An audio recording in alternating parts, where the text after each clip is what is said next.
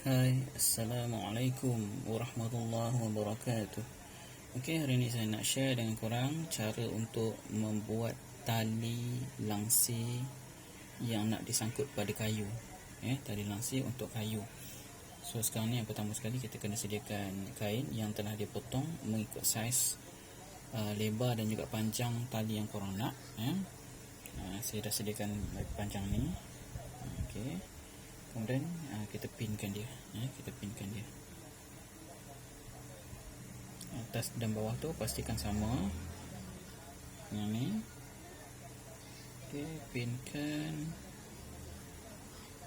Tujuan pin ni adalah untuk pastikan lapisan kain yang lapisan bawah dan lapisan atas tu tak lari sewaktu dijahit.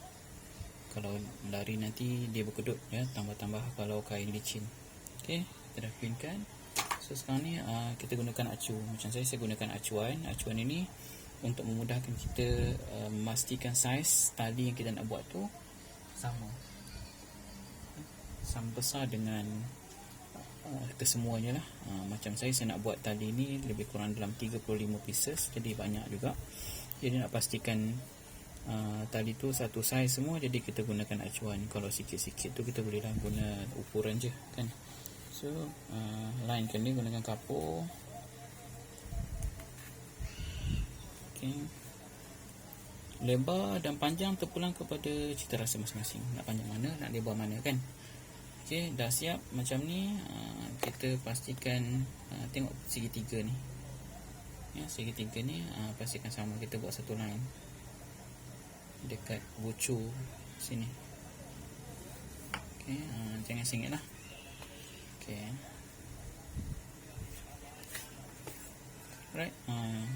Tujuan kita buat bucu ni adalah untuk pastikan jarum semasa kita menjahit tu betul-betul berada di atas line ni, supaya kita segitiga ni tak singit. Kalau kita tak buat nanti takut terpanjang ataupun terpendek. Nanti bila masa kita terbalikkan, jahitan ataupun bucu ni tak cantik lah jadinya. Okey, dah ready. Dah siap semua, kita jahit.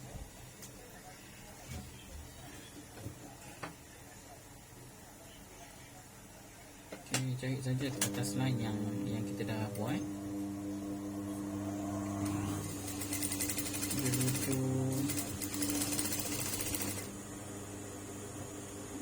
Sampai dekat line, pastikan berhati-hatilah jarum tu betul-betul dekat atas line. Dan terus ikut penjuru segitiga sampai ke bucu ni pun hati-hati. Pastikan jarum betul-betul berada dekat atas bucu tu, dan teruskan kepada bucu yang seterusnya. Okey, betul-betul atas line ya. Kita tak nak tersingit. Okey, ini ikut saja.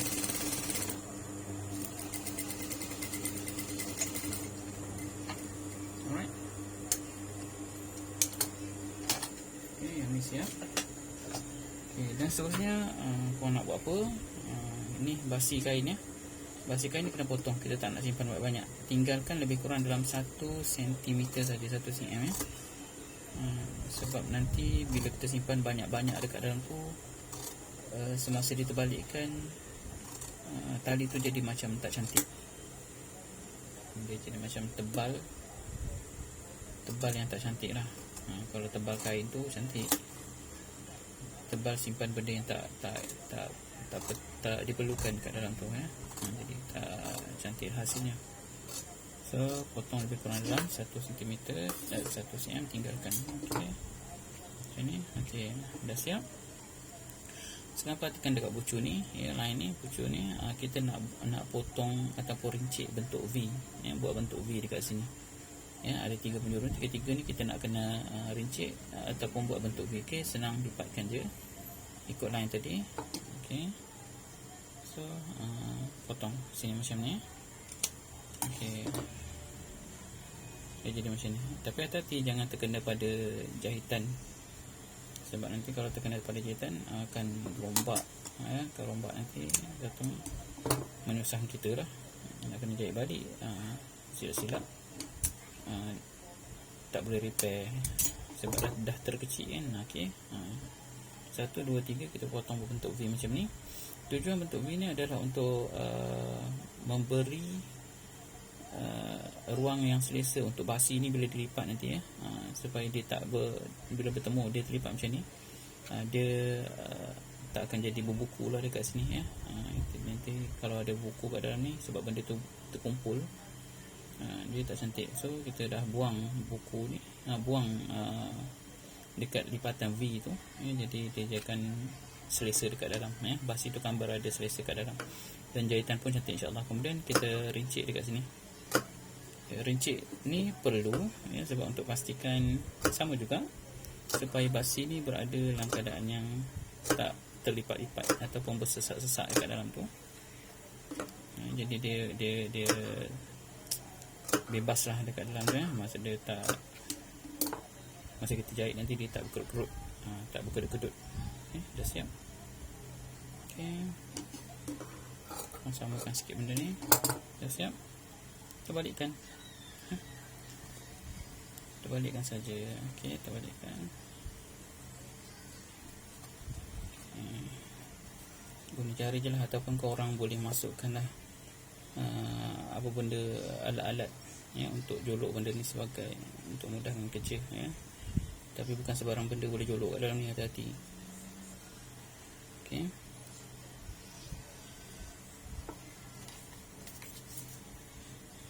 Sampai kat bucu ni korang keluarkan.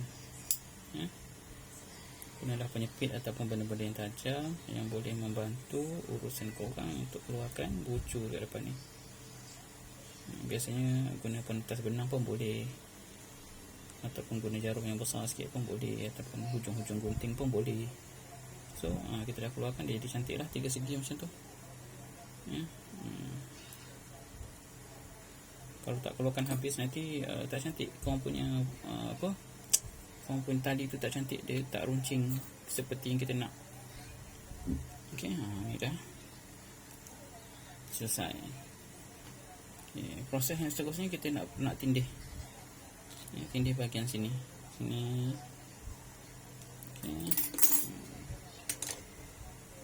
Jom kita menjahit.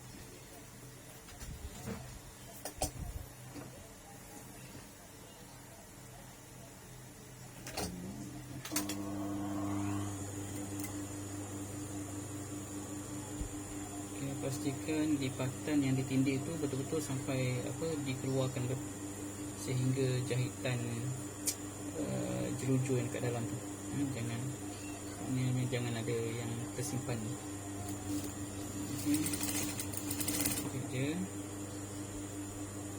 Tapi hati-hati kalau yang baru-baru nak belajar menggunakan mesin high speed, pastikan anda pandai untuk mengawal pelajuran high speed. Maupun high speed takut terkena jari melajak. Sampai kat bucu tu hati-hati juga.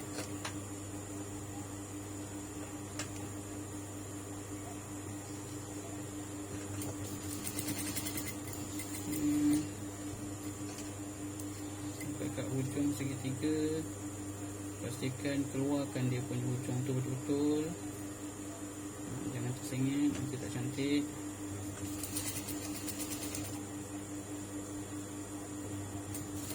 Sampai kat segitiga tu stop.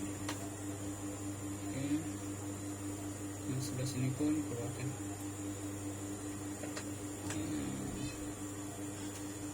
Sambil korang jahit tu senyap je kan. Baik berzikir subhanallah bihamdihi subhanallahil azim astagfirullah, subhanallah bihamdihi subhanallahil azim astagfirullah. Buatlah banyak-banyak kali insyaAllah. Mudah-mudahan Allah ampunkan dosa kita. Teruskan jahit.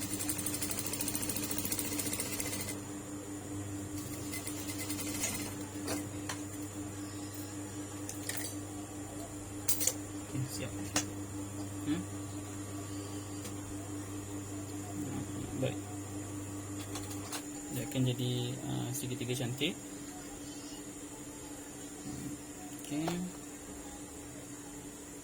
Sini nanti kita akan sambungkan dengan badan kain langsir yang besar tu. Dan dia akan jadi macam ni nanti. Okey, dia akan jadi terlipat macam ni. Ini untuk letak kayu. Okey, ini contoh saya letak gunting. Dia macam ni. Ini nanti kita jahit lubang butang lah. Okey, contoh letak butang. Butang ni kecil, dia kalau boleh besar sikit, dan carilah warna butang yang boleh masuk dengan kamu punya kain. Okey, macam tu lah. So siap lah untuk talinya. So dekat sini saya dah buat, kawan-kawan dia banyak dekat sini. Nak buat 35 pieces. Okey, kerja menjahit ni kena sabar. Kalau tak sabar memang tak akan jadi cantik lah. Ya, okey. Terima kasih.